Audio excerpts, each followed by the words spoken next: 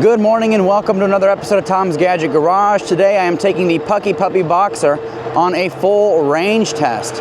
Now this is an all-terrain bike that's got a 48 volt, 20 amp hour battery. So that's 960 watt hours of capacity. And the question is, how much range can we squeeze out of this bike? So Puckipuppy does say that the Boxer can get anywhere from 40 to 80 miles of range on a single charge. And just keep in mind, those are theoretical figures that are usually based on a rider of a certain weight, riding on flat ground in the lowest pedal assist level. Today we're going to be doing a real world range test where I weigh in just north of 200 pounds. And I'll be cruising around in pedal assist level 3. On mostly flat ground. Now the elevation gain could be as much as 800 or 900 feet depending on how far we go, but it is very gradual. I will be tracking today's ride with Garmin GPS, which is what I use to track all of my e-bike rides, and that'll give us the most accurate and consistent way to track this ride today. At the end of it, we'll take a look at the stats and see how we did. So for pedal assist 3 on this bike, it caps us at about 20 miles an hour. And this is a cadence sensor e-bike, so it doesn't matter how hard I press the pedals. In pedal assist level 3, that speed, at least with motor assist, is capped at about 20 miles an hour. So this particular bike does have 26-inch by 4-inch fat tires, which I'll tell you right now are absolutely huge. A lot of the bikes that I test on this channel have 20-inch by 3-inch fat tires, 20-inch by 4-inch tires. So this by far is the biggest tire that I've tested on an e-bike. And one thing to mention about that is the fact that you can pretty much roll over anything, okay? If you haven't caught it, I took this bike on a full-on trail ride. So I'll post that above as well as in the description below. But this particular bike with these tires, as well as the full suspension that it has, gives you a very comfortable ride experience. And even when you're riding over the bumpy stuff, it does a really good job of absorbing all those lumps and bumps in whatever terrain that you're riding on. When it comes to me doing these range tests, especially if I'm going to be riding around on the roads like I am today, at least for part of the ride, I do attach a mirror on the left-hand side because it is really important to be able to see who's behind you, who's on the side of you, who's passing too close. That way you can at least take some action ahead of time. All right, so we're going to go ahead and turn onto the Powerline Trail. This is the route that we use for all of our e-bikes. When I do range tests, I try and keep everything as consistent as possible, and that includes riding these bikes on the same route. This Powerline Trail that we're riding on today is about 70% paved surface, 30% hard packed dirt. So, you know, that'll give us a good opportunity to test this out on mixed surfaces. But yeah, this being a full suspension bike, when we ride over some of the hard packed dirt and bumpy stuff, should have a nice comfortable ride. As you can see, we're cruising around on this hard packed dirt about 20 miles an hour, and I have not a concern in the world because these 26-inch by 4-inch fat tires are very grippy. They've got a knobby tread to them, so they have very good grip on this kind of surface. Now for all of you keeping track, we just crossed the 5-mile mark, and it's looking like we've got still 6 out of 6 battery bars. I see it fluttering between 5 and 6. So this is more of that hard packed dirt. It does get a little bumpy up here. But as I mentioned, this bike does have full suspension. So it's got that front fork suspension as well as the rear coil spring. All right, we got some bumpy roads here. And we just fly right over that with this Puckipuppy Boxer. Funny name, you know, this bike I will say has a funny name, but it's definitely a solid bike. You know, that trail ride video I did with this thing was absolutely incredible experience. You know, to be able to go tackle that kind of terrain with ease, you know. Now when I go over bumps, if you hear any kind of rattling, that is the rear kickstand. You know, so if you go over particularly bumpy stuff, that kickstand can bounce around. Right now we are approaching this pedestrian bridge, which is a nice little hill climb. We'll be able to test out the hill climb performance of this Puckipuppy Boxer. We're still in pedal assist level 3. And we are working our way up. Easily able to maintain about 16, 17 miles an hour.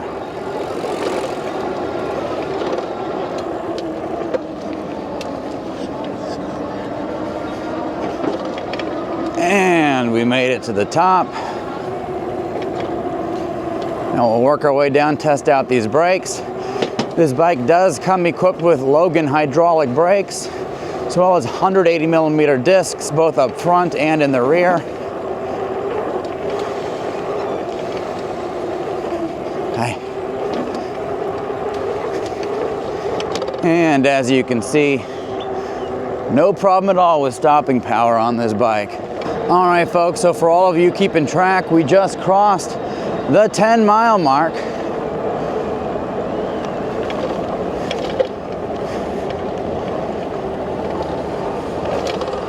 And it's looking like we've got a solid 5 out of 6 battery bars remaining. And I've been riding for about 44 minutes at this point. So in terms of range, we're doing pretty good so far. Part of the reason why I record these full range tests is that, you know, with all of these electric vehicles, as you wear the battery down, you get less output from the bike.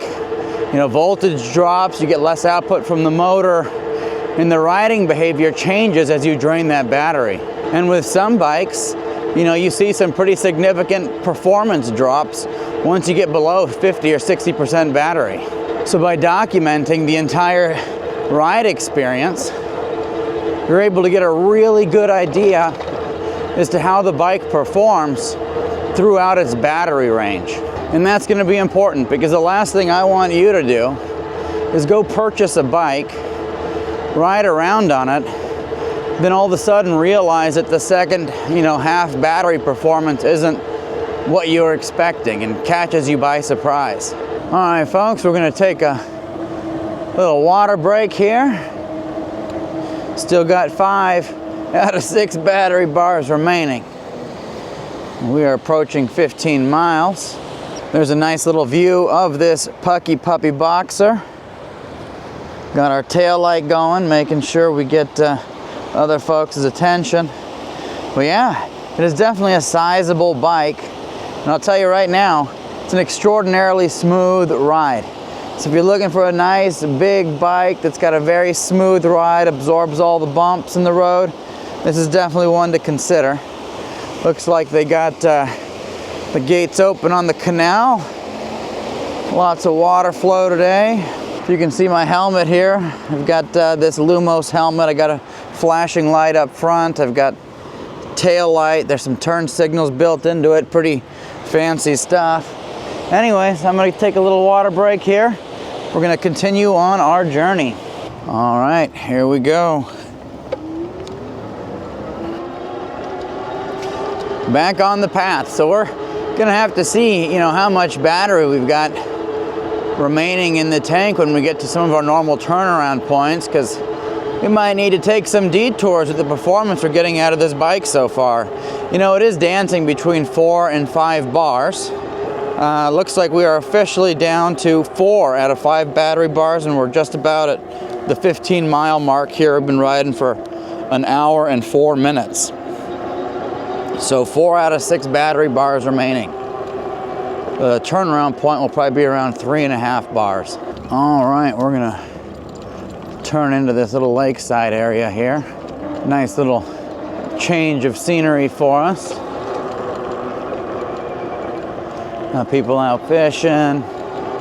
Ducks are out in force.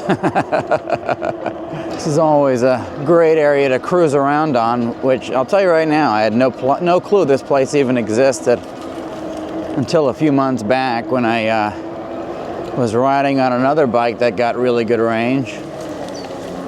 And we ended up out here trying to wear down the battery. And we got a little underbridge crossing here.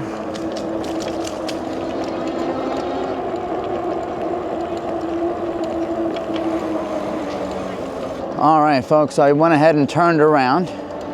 We're at about 19 miles at this point, and I've got the battery bar dancing between 3 and 4 battery bars. All right, we're gonna go ahead and head back under the bridge here.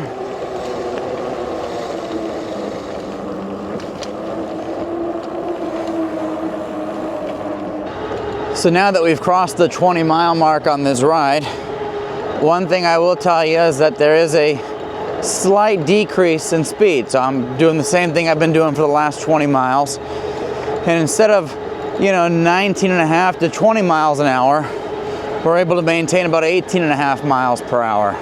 So that's a great example of, as you wear that battery down, you're gonna get less output. And for those of you keeping track, we just crossed the 30-mile mark. We've been riding for 2 hours and 9 minutes at this point. Once again, this bike has got very grippy tires, especially on this loose dirt surface. It's another one of those benefits of having these fat tires. If you're on the fence about getting an e-bike, I'll tell you right now, it's a really great way to get out and explore the world around you. Before I started riding e-bikes and scooters, I had no clue of all the bike paths and parks and different areas around me, And I'm saying that with all this positivity because it is winter here in Arizona. So I don't know if my response would be the same in the middle of the summer. So as you can see, I'm maintaining about the same cadence that I have been this entire time. And at this 2 out of 3 battery bars, we're able to maintain about 17.5 miles an hour. So as you can see, as you wear down that battery, you start slowly losing output. And with some bikes, it's a lot faster than others. And so, but so far it's holding strong. And that's the reason why I do these kind of tests. Little dog here, running across the fence. Hi. Oh, that's fun. Those dogs get so excited when people ride by. Now, in case you were curious, we are definitely at 1 solid bar remaining. So there's no more dancing between 1 and 2 bars. So we're at the very bottom. We got a few miles left to get back to our starting point. So we'll see if we can make it. I do feel like I'm putting in a little more effort than I was at the beginning. So lower voltage, less output from the motors means more physical fitness opportunities for me. So it looks like we got a little bit of a development. That last battery bar is now blinking. So I reckon we've probably got another mile, maybe 2, until we fully drain the battery to whatever the capacity the BMS has it set to for the cutoff warning. But regardless, we're still able to maintain about 17 miles an hour, which is pretty much spot on with the GPS. All right, I'm gonna go ahead and drop us into gear 5. Acceleration is markedly slower, so it does take a little more time to get up to speed. Our speed we're able to maintain has dropped down to about 14 or so miles an hour.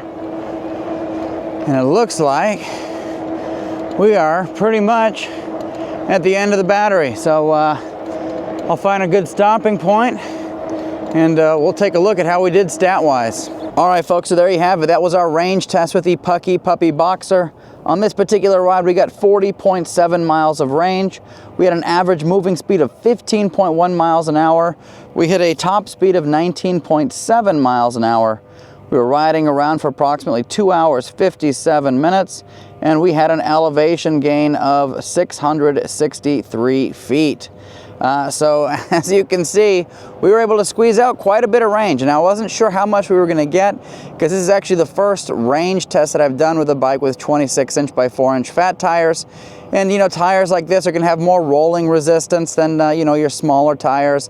But we were still able to cross that 40-mile mark. Now, if we rode this bike in pedal assist 1 or pedal assist 2, we'd absolutely be able to get more range out of it. So, Puckipuppy's claim of 40 to 80 miles of range, yeah, I think it's feasible. We definitely hit the 40 point, and that's with me weighing in at over 200 pounds and riding in pedal assist 3. If you weigh less than me, if you're like 150 pounds and you're cruising around in pedal assist level 2, you can definitely squeeze out significantly more range. But anyways, if you're interested in one of these bikes, I will include a link as well as any available coupons in the description below. And if you use it to make your purchase, it absolutely helps support this channel and keeps the wheels moving on future reviews. Let me know if you have any questions, comments, thoughts, concerns. Happy to address those, and I will post the other videos I've made on this bike, including the feature overview, first impressions ride, trail ride, up above as well as in the description below. Thank you so much for tuning into Tom's Gadget Garage. We'll see you next time.